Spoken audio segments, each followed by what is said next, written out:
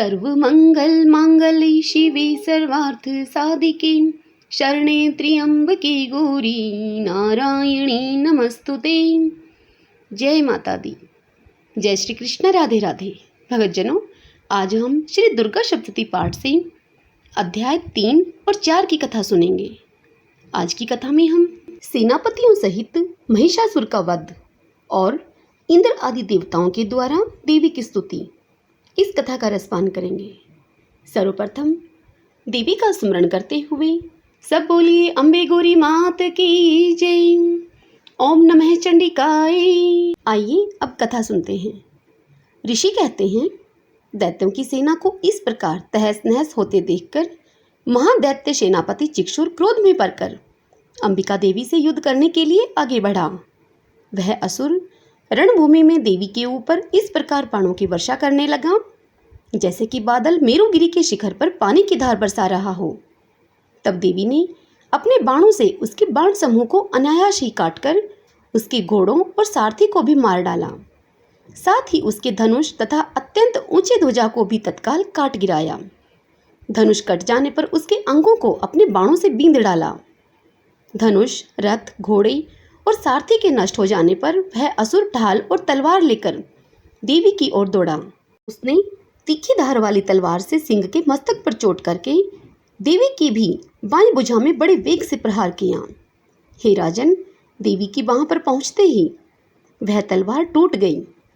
फिर तो क्रोध से लाल आंखें करके उस राक्षस ने शूल हाथ में ले लिया और उसे उस महादैत्य ने भगवती भद्रकाली के ऊपर चलाया।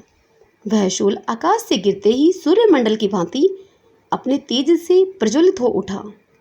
उस शूल को अपनी ओर आते देखकर देवी ने भी शूल का प्रहार किया। उससे राक्षस के शूल के सैकड़ों टुकड़े हो गए। साथ ही महादैत्य चिक्षुर की भी धज्जियां उड़ गई। वह प्राणों से हाथ धो बैठा। महिषासुर के सेनापति उस पराक्रमी चिक्षुर के मारे जाने पर देवताओं को पीड़ा देने वाला चामर हाथी पर चढ़कर आया।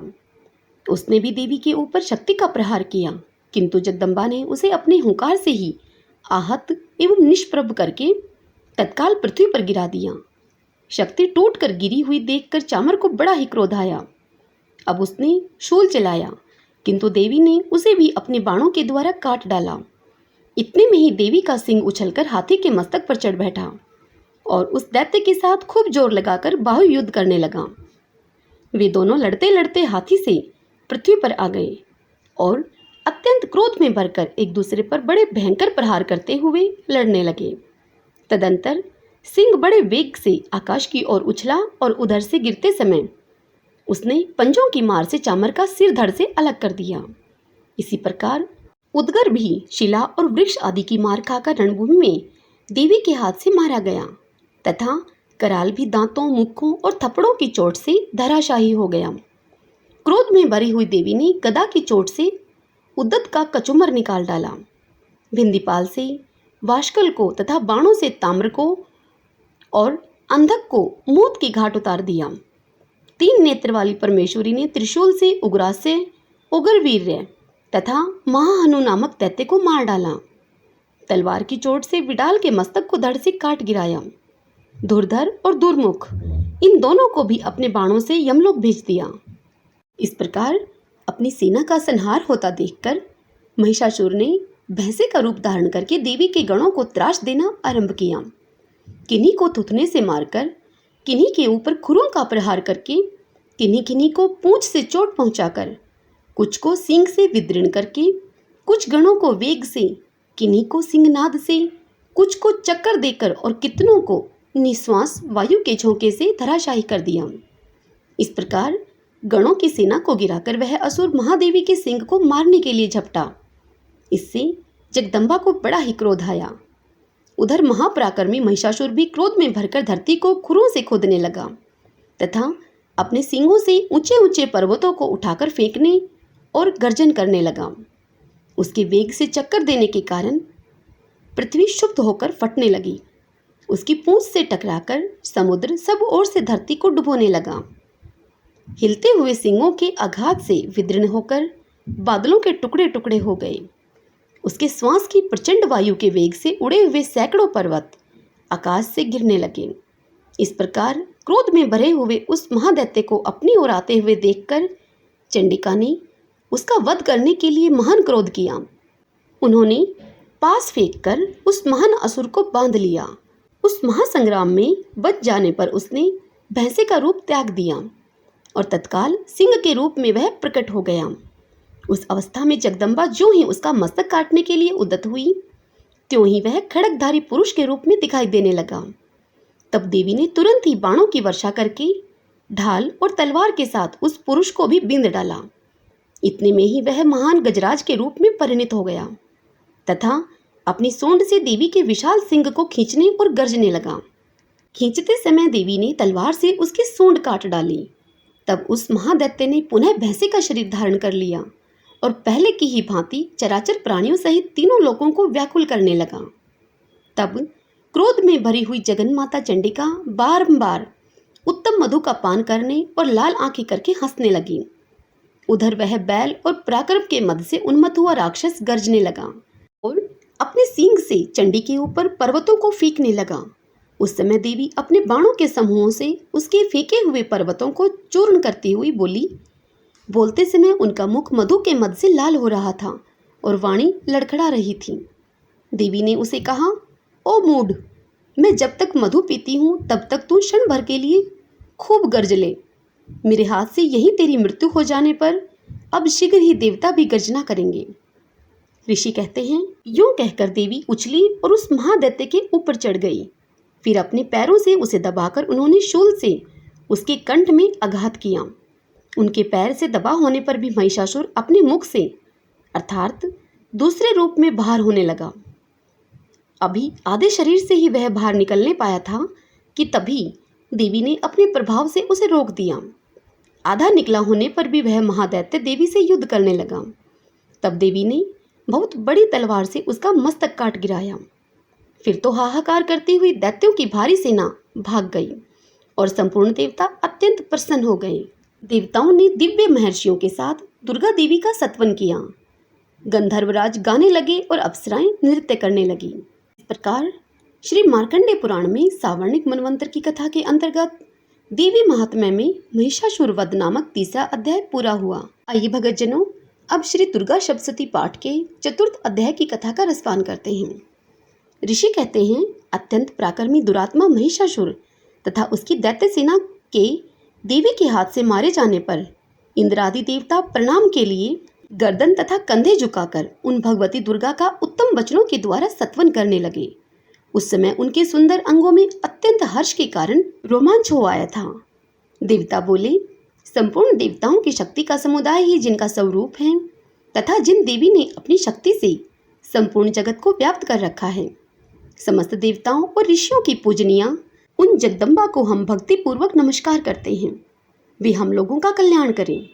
जिनके अनुपम प्रभाव और बल का वर्णन करने में भगवान शेषनाग, ब्रह्मा जी तथा महादेव जी भी समर्थ नहीं हैं। वे भगवती चंडिका संपूर्ण जगत का पालन एवं अशुभ भय का नाश करने का विचार करें, जो पुण्य आत्माओं के घरों में स्वयं ही लक्ष्मी रूप से, पापियों के यहाँ दरिद्रता रूप से, शुद्ध अंतःकरण वाले पुरुषों के हृदय में बुद्धि रूप से, सत्पुरुषों में श्रद्धा रूप से तथा कुलीन मनुष्य में लज्जा रूप से निवास करती हैं।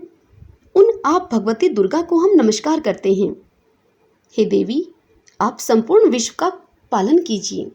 हे देवी, आपके इस अचिंत्य रूप का, असुरों का नाश करने वाले भारी पराक्रम का तथा समस्त देवताओं और दैत्यों के समक्ष युद्ध में प्रकट हुए आपके अद्भुत चरित्रों का हम किस प्रकार वर्णन करें। आप संपूर्ण जगत की उत्पत्ति में कारण हैं। आप में सत्वगुण, रजोगुण और तमोगुण, ये तीनों गुण मौजूद हैं, तो भी दोषों के साथ आपका संसर्ग नहीं जान पड़ता। भगवान विष्णु और महादेव जी आदि देवता भी आपका पार नहीं पाते। आप ही सबका आश्रय हैं। यह समस्त जगत आपका अंशभूत है, क्योंकि आप सबकी आदिभूत, अव्यकर्ता, पराप्रकृति हैं। हे देवी, संपूर्ण यज्ञों में जिसके उच्चारण से सब देवता तृप्ति लाभ करते हैं, वह स्वतः आप ही हैं। इसके अतिरिक्त आप पितरों की भी तृप्ति का कारण हैं। अतएव सब लोग आपको स्वधा भी कहते हैं। हे देवी, जो मोक्ष की प्राप्ति का साधन है, अचिंत्य महाव्रत स्वरूपा है, समस्त दोषों से रहित, जितेंद्रिय, तत्व को ही सार वस्तु मानने वाले तथा मोक्ष की अभिलाषा रखने वाले मुनिजन जिसका अभ्यास करते हैं, वह भगवती पराविद्या आप ही हैं। आप शब्द स्वरूपा हैं। अत्यंत निर्मल ऋग्वेद, यजुर्वेद और उद्गीत के मनोहर पदों के पाठ से युक्त सामवेद का भी आधार आप ही हैं। आप देवी त्रयी अर्थात तीनों वेद और भगवती अर्थात छहों ऐश्वर्यों से युक्त इस विश्व की उत्पत्ति एवं पालन के लिए आप ही वार्ता अर्थात खेती एवं आजीविका के रूप में प्रकट हुई हैं। आप संपूर्ण जगत की घोर पीड़ा का नाश करने वाली हैं। हे देवी, जिससे समस्त शास्त्रों के सार का ज्ञान होता है, वह मेधा शक्ति आप ही हैं। दुर्गम भवसागर से पार उतारने वाली नौका रूप दुर्गा देवी भी आप ही हैं। आपकी कहीं भी आसक्ति नहीं है। कैटभ के शत्रु भगवान विष्णु के वक्ष स्थल में एकमात्र निवास करने वाली भगवती लक्ष्मी तथा भगवान चंद्रशेखर द्वारा सम्मानित गौरी देवी भी आप ही हैं। आपका मुख मंद मुस्कान से सुशोभित, निर्मल पूर्ण चंद्रमा के बिंब का अनुकरण करने वाला और उत्तम स्वर्ण की मनोहर कांति से कमनीय है। तो भी उसे देखकर महिषासुर को क्रोध हुआ और सहसा उसने उस पर प्रहार कर दिया। यह बड़े आश्चर्य की बात है। हे देवी, वही मुख जब क्रोध से युक्त होने पर उदय काल के चंद्रमा की भांति लाल और तनी हुई भौहों के कारण विकराल हो उठा, तब उसे देखकर जो महिषासुर के प्राण तुरंत ही निकल गए, यह उससे भी बढ़कर आश्चर्य की बात है, क्योंकि क्रोध में भरे हुए यमराज को देखकर भला कौन जीवित रह सकता है। हे देवी, आप प्रसन्न हो। परमात्म स्वरूपा, आपके प्रसन्न होने पर जगत का अभ्युदय होता है और क्रोध में भर जाने पर आप तत्काल ही कितने कुलों का सर्वनाश कर डालती हैं। यह बात अभी अनुभव में आई है, क्योंकि महिषासुर की यह विशाल सेना क्षण भर में आपके कोप से नष्ट हो गई है। सदा अभ्युदय प्रदान करने वाली आप जिन पर प्रसन्न रहती हैं, वे ही देश में सम्मानित हैं। उन्हीं को धन और यश की प्राप्ति होती है। उन्हीं का धर्म कभी स्थिर नहीं होता तथा वे ही अपने हष्ट पुष्ट स्त्री, पुत्र और भृत्यों के साथ धन्य माने जाते हैं। हे देवी, आपकी ही कृपा से पुण्य आत्मा पुरुष प्रतिदिन अत्यंत श्रद्धापूर्वक सदा सब प्रकार के धर्म अनुकूल कर्म करता है और उसके प्रभाव से स्वर्गलोक में जाता है। इसलिए आप तीनों लोकों में निश्चय ही मनोवांछित फल देने वाली हैं। हे माँ दुर्गे, आप स्मरण करने पर सब प्राणियों का भय हर लेती हैं और स्वस्थ पुरुषों के द्वारा चिंतन करने पर उन्हें परम कल्याणमयी बुद्धि प्रदान करती हैं। दुख, दरिद्रता और भय हरने वाली देवी, आपके सिवा दूसरी कौन है जिसका चित्त सबका उपकार करने के लिए सदा ही दयाद्र रहता हो। हे देवी, इन राक्षसों के मारने से संसार को सुख मिले तथा ये राक्षस चिरकाल तक नरक में रहने के लिए भले ही पाप करते रहे हों, इस समय संग्राम में मृत्यु को प्राप्त होकर स्वर्गलोक में जाएं। निश्चय ही यही सोचकर आप शत्रुओं का वध करती हैं। आप शत्रुओं पर शास्त्रों का प्रहार क्यों करती हैं? समस्त असुरों को दृष्टिपात मात्र से भस्म क्यों नहीं कर देती आप? इसमें एक रहस्य है। ये शत्रु भी हमारे शास्त्रों से पवित्र होकर उत्तम लोकों में जाएं। इस प्रकार उनके प्रति भी आपका विचार अत्यंत उत्तम रहता है। खड्ग के तेज पुंज की भयंकर दीप्ति से तथा आपके त्रिशूल के अग्रभाग की घनीभूत प्रभा से चौंधियाकर जो असुरों की आंखें फूट नहीं गईं, उसमें कारण यही था कि वे मनोहर रश्मियों से युक्त चंद्रमा के समान आनंद प्रदान करने वाले आपके इस सुंदर मुख का दर्शन करते थे। हे देवी, आपका शील दुराचारियों के बुरे बर्ताव को दूर करने वाला है। साथ ही यह रूप ऐसा है जो कभी चिंतन में भी नहीं आ सकता और जिसकी कभी दूसरों से तुलना भी नहीं हो सकती, तथा आपका बल और पराक्रम तो उन दैत्यों का भी नाश करने वाला है जो कभी देवताओं के पराक्रम को भी नष्ट कर चुके थे। इस प्रकार आपने शत्रुओं पर भी अपनी दया ही प्रकट की है। हे वरदायिनी देवी, आपके इस पराक्रम की किसके साथ तुलना हो सकती है? तथा शत्रुओं को भय देने वाला एवं अत्यंत मनोहर ऐसा रूप भी आपके सिवा और कहाँ है? हृदय में कृपा और युद्ध में निष्ठुरता, ये दोनों बातें तीनों लोगों के भीतर केवल आप ही में देखी गई हैं। हे माता, आपने शत्रुओं का नाश करके इस समस्त त्रिलोकी की रक्षा की है।